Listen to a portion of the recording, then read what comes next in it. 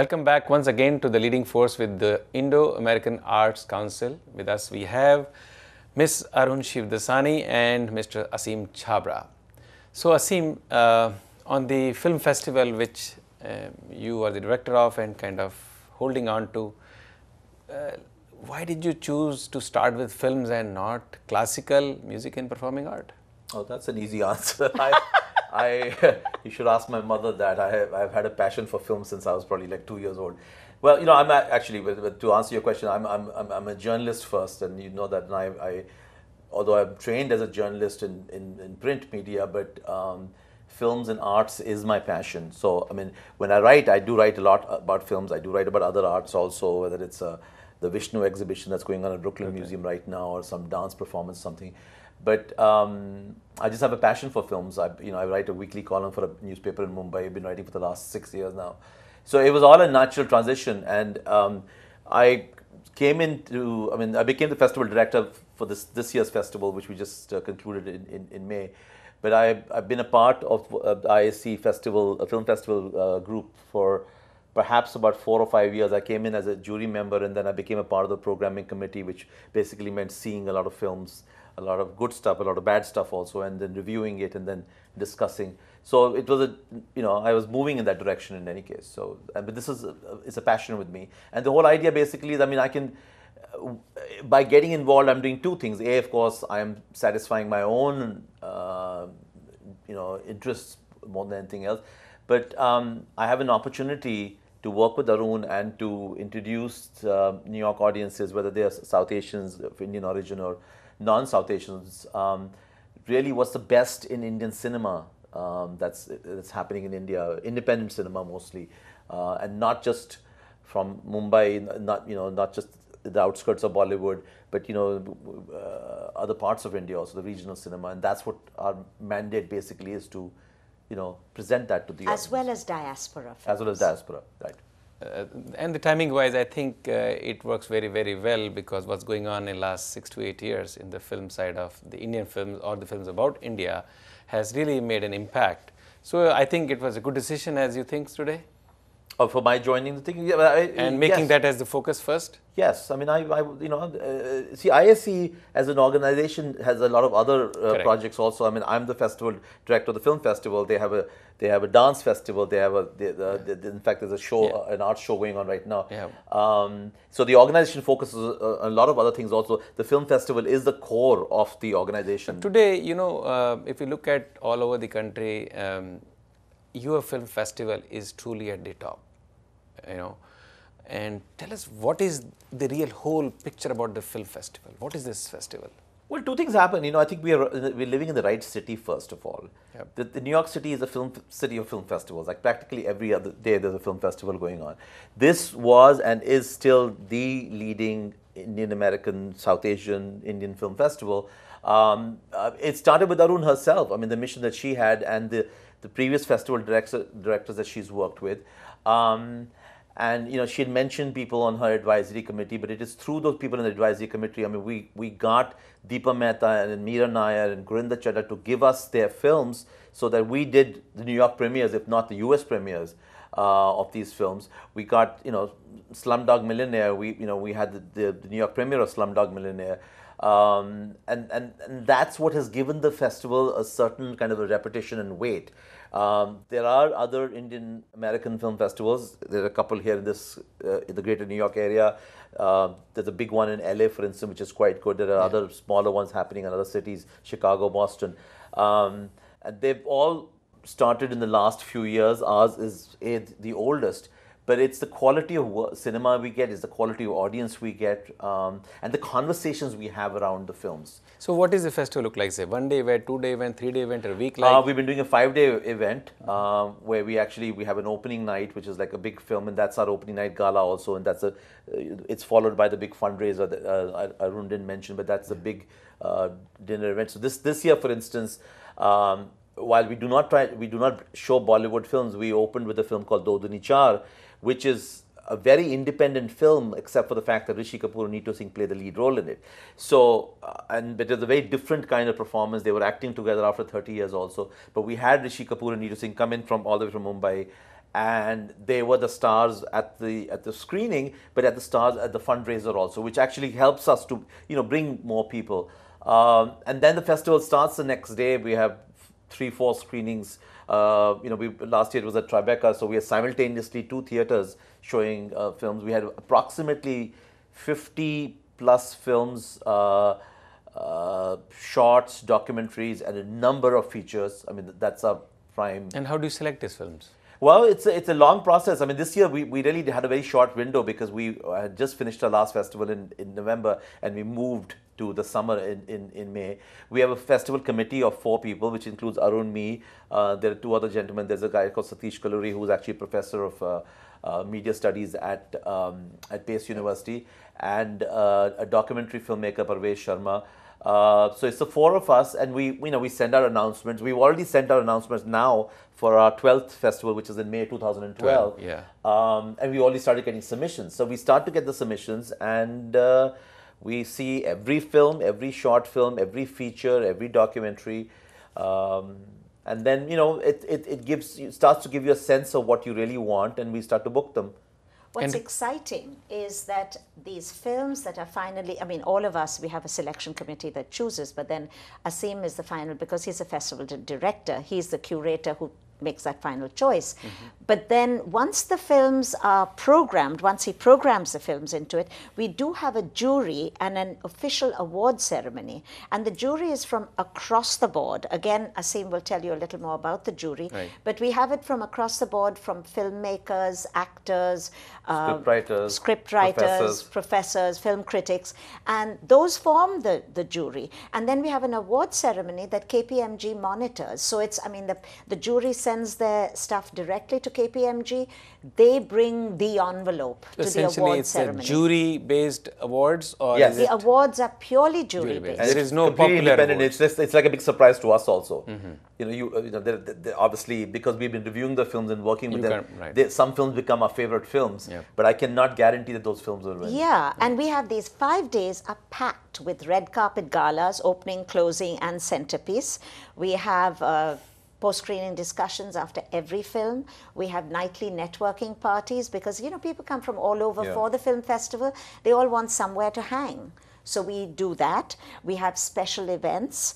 We have industry panels. So, I mean, it's a very meaty festival. Certainly it is. And like days. Aseem, you mentioned about this LA Film Festival, which is also gained a strong position in the market. But you must have realized of late there are lots of festivals that have come in. In fact, some of them have even been closed. Like in New Jersey, but now you have Connecticut Film Festival, you have Chicago Film Festival, I just heard about the Houston Film Festival. What do you think about it? It's basically inspired by your success. Is it good for us? I think it's good for the filmmakers because if they can't get into some of the bigger ones, they get into others, they have a platform.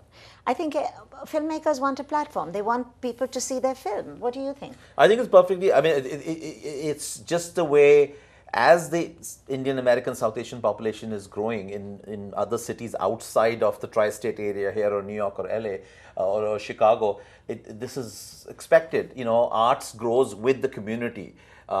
Just as we have, businesses are growing and there are shops and there are Indian restaurants, and some of the best Indian restaurants, are emerging all over the US.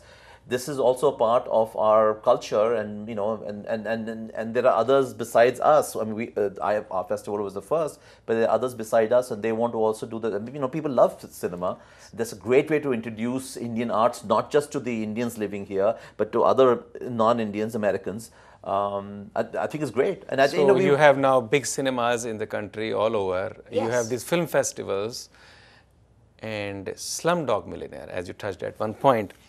Did it make the real difference to the film festivals, what you guys are trying to do? Well, we saw it in Toronto and immediately told them, this was before it was going to go big and everything. But it's getting all the Oscars kind of sweeping it.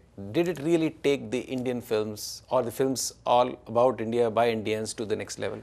I think it's created a lot of interest about India. There was a whole recognition about India and the Indian film industry, and after the success of Slumdog Millionaire, and people also realize that it costs too much to shoot. A lot more Hollywood productions are being shot now in India. Michael Winterbottom, who's a very well-known British filmmaker, just finished a film called Trishna, which is opening at at the Tribeca at Toronto Film Festival, also starring Frida Pinto. There are a lot of sort of collaborations going on. So there are different levels of, you mentioned big cinemas. So, Reliance has now come in a very big way. I went to see the film The Help the other day, and it says DreamWorks and Reliance. And Reliance, I saw that too. So, Slumdog did make people realize that other things were also happening, but that was one of the vehicles by which people realized that, wow, India is a force. Did it make a difference to the attendance to your film festival? The mix, was it changing towards more towards the mainstream? We were packed. No, I'm saying the mix, because earlier it may be mostly South Asians or Asian Indians,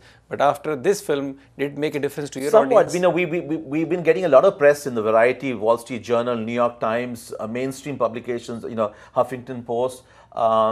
And when people read about it, they're like, okay, well, 2 years ago they had Slumdog Millionaire, and 3 years ago, 4 years ago they had Namesake. Those are films people recognize, so that it definitely brings us beyond just the South Asian community, the audience. In addition to which, Bollywood obviously has a mark, but all these, our festival started it, but all these other festivals now are making sure that other films, the independent films, alternate, diaspora films also have platforms. And people are realizing that, there's independent film over here, which is valid, and they've got Sunshine, Angelica, and Lincoln Center showing them. But Indian films have independent screens, independent films that are really worth seing. Sure. Now, and Slumdog falls into that. What is the Mahindra and Mahindra tie-up with IAAC? They were our lead sponsor for 4 years. Okay. And it was wonderful. We had them for 4 years with us. Then they went to other things. I believe they're now doing a screenwriting workshop at Sundance. So there's no longer a tie-up. So there's no longer, it was a 4-year contract. That's why it's not called MIAC anymore. No, now it's the New York Indian Film Festival. Excellent. And do you think you're going to be approaching, unless you have already approached, the mainstream like AT&T, the Verizons, the Gates, the Warren Buffett foundations? Some of them have gone and supported major NGOs from India. Everybody knows about them. Have you approached them? Because this is an excellent We haven't field. yet, but we intend to. We want to. I guess earlier the better. Yes. Before, let's move to the next segment, which you have started, what you had touched earlier also, which is the overall part of IAAC, what you call Erasing Borders Festival of Indian Dance. Why do you call it Erasing Borders? Because we have not only classical Indian dance, and Indian folk dance, we also have modern dance. And that comes mainly from people, not only from dancers developing their craft much further and the choreography much further, but also working with dancers and choreographers from here. And this is not only here, it's even in India. People are doing modern and contemporary dance. And we showcase all that, and we want to erase borders.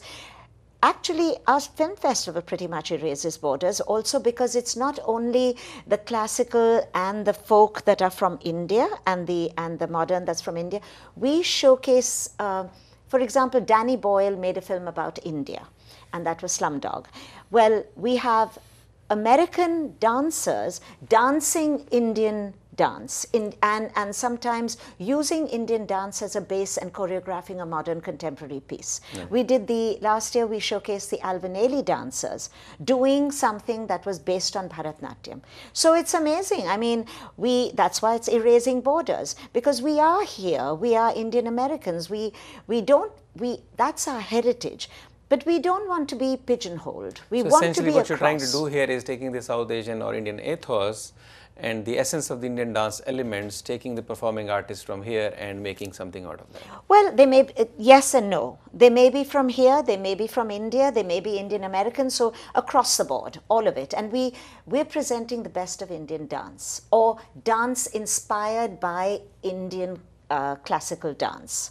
But it could be anything. Thinking about this field now, if you really look at it, after all these maestros and the luminaries that we have been talking about, we really don't have a real exponent of India's classical form after Pandit Birju Maharaj in true sense.